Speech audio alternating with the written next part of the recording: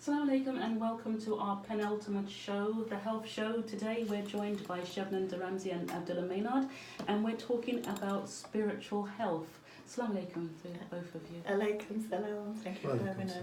Now we know that you're both Islamic counsellors from Stephen Maynard and Associates Islamic Counselling. Can you please break down for us what is Islamic counselling? Most forms of counselling are based on different ideas about the nature of the self and what is a successful place to be in relation to oneself, about different ideas about treatment and one's place in the universe. And clearly Islam has so much to say about that, so much to guide us in relation to that. So Islamic counselling is really based on those fundamental teachings, but interpreted in a contemporary way, so that you can apply them to people's problems. It's really about the nafs al-mutma'inna, the content itself. Yeah, it's difficult to know what to say to follow that on, but we are here as Muslims trying to get to a state within ourselves where we are in Islam, where we are able to be content with our Lord and our Lord content with us.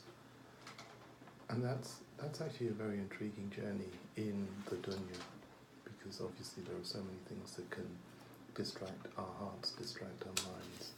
So really what Islamic counselling is about is a therapeutic process of enabling people to come to balance, irrespective of the experiences that they are feeling or the experiences that they're going through in their reality.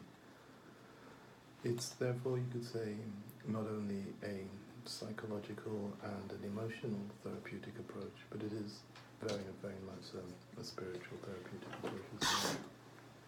So speaking about balance, I assume then, with all therapies there is this idea of bringing the individual back to balance. And so from a spiritual point of view, what does that look like for a client? I guess it partly depends on where they are along the journey and what's happening to them. Allah says to us in the Quran that we're never secure from His plot, so we're always kind of experiencing something, be it up, be it down, be it a health, be it sickness. And there's times in our lives when that becomes very powerful, sometimes about specific events or something, sometimes about patterns that have kind of developed in which we've come to recognize are problematic. And so for a client, when they come, usually, when we have a problem or an issue, the first thing we want to do is get over it. We want to be actually in a state of balance. And spiritually, discovering that is actually part of the journey. What does that look like? We're drawn to be better, we're drawn to be well, we want to know what that is. And when you're first encountering a specific problem, maybe it is about finding a coping mechanism. Maybe a few years down the line, if that problem is still occurring, it's about looking deeper inside yourself.